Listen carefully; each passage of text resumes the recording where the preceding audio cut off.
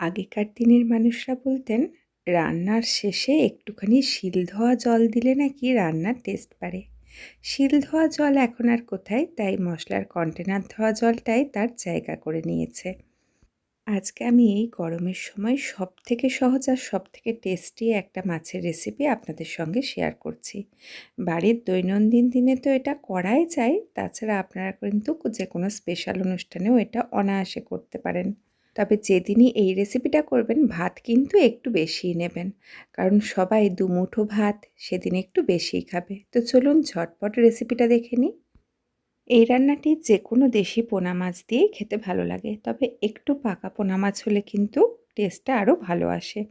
তো প্রথমেই মাছগুলোতে অল্প একটু করে নুন মাখিয়ে নিচ্ছি। আমি শুধুমাত্র নুনটা এই সময় মাখিয়েছি, পরে কিন্তু খুব সামান্য একটু হলুদ মাখিয়েছিলাম।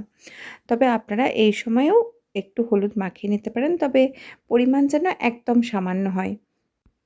মাছগুলোকে নুন মাখিয়ে কিছুক্ষণ রেখে দেব, এর ফাঁকে আমরা একটু পোস্ত বেটে নেব। তো একটু বেশি করেই পোস্ত নিয়েছি, আর নিয়েছি কাঁচা লঙ্কা, ঝাল আপনারা আপনাদের পছন্দ অনুযায়ী নিয়ে নেবেন। সামান্য জল দিয়ে পোস্তটাকে ভালো মতো বেটে নিয়েছি। মাছগুলো ভেজে নেওয়ার জন্য কড়াতে নিয়ে নেব পর্যাপ্ত পরিমাণ সর্ষের তেল। তেলটা ভালো মতো গরম হয়ে গেছে।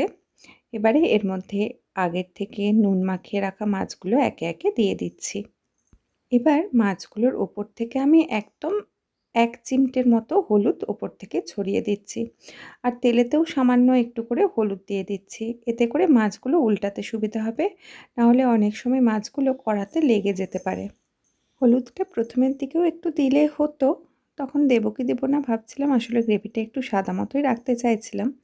তারপর ভাবলাম হালকা একটু করে দিয়েই দিই। তো একটা পিঠ হালকা একটু ভাজা হয়ে গেলে মাছগুলোকে উল্টে নিচ্ছি। এই মাছগুলো কিন্তু খুব একটা কড়া ভাজা হবে না, দুটো পিঠ হালকা একটু ভাজা হবে, আর মাছগুলো একটু নরমের দিকেই থাকবে। তো মাছগুলো দুটো পিঠ যখন হালকা করে ভাজা হয়ে যাবে, তখন কিন্তু এগুলোকে তুলে নিচ্ছি। আচ্ছা, মাছগুলো তুলছি দেখুন, দেখলেই হয়তো বুঝতে পারবেন যে খুব হালকা একটা লালচে রং এসেছে, কিন্তু খুব একটা কড়া ভাজা যে হয়নি সেটা দেখেই বোঝা যাচ্ছে। তো এরকম একটু নরম অবস্থা থাকতেই কিন্তু মাছগুলোকে তুলে নিতে হবে। আমি মাছ ভাজার যে বাড়তি তেলটা আছে তাতেই রান্নাটা করছি। আপনাদের ইচ্ছা হলে কিন্তু এই পর্যায়ে আরেকটু তেল যোগ করতে পারেন। আরেকটু তেল দিলে কিন্তু রান্নাটা খেতে আরও ভালো লাগে। আমি একটু অল্প তেলেই করছি। এবারে এই তেলটার মধ্যেই আমি পেঁয়াজ কুচি দিয়ে দিলাম। পেঁয়াজ কুচিটাকে বেশ ভালো মতো লালচে করে ভেজে নিচ্ছি। খুব ব্রাউন না, তবে দেখেই বুঝতে পারছেন হালকা একটা সোনালি লালচে রং চলে এসেছে। এবারে এর মধ্যে খুব সামান্য একটু জল দিয়ে দিলাম, যাতে পেঁয়াজটা একটু ফুটে ওঠে জলের মধ্যে। ততক্ষণ একটু অপেক্ষা করলাম। খুব তাড়াতাড়ি জলটা ফুটতে শুরু করে দিয়েছে। এবারে এর মধ্যে আগের থেকে যে ভেজে রাখা মাছগুলো রেখেছিলাম, সেই মাছগুলো একে একে দিয়ে দিচ্ছি। এবার ওপর থেকে সামান্য স্বাদ অনুযায়ী নুন দিয়ে দিচ্ছি। আর যেহেতু আগেই মাছটা নুন দিয়ে ভাজা ছিল, সেই অনুযায়ী কিন্তু নুনটা দিতে হবে। আর পোস্ত বাটাটা দিয়ে দিলাম। পোস্তর সঙ্গে এখানে কিন্তু অন্য কোনো রকম কোনো মশলা আর ইউজ করা হবে না। সেজন্য পোস্তর যে নিজস্ব ফ্লেভার এই রান্নার মধ্যে দারুণ আসে।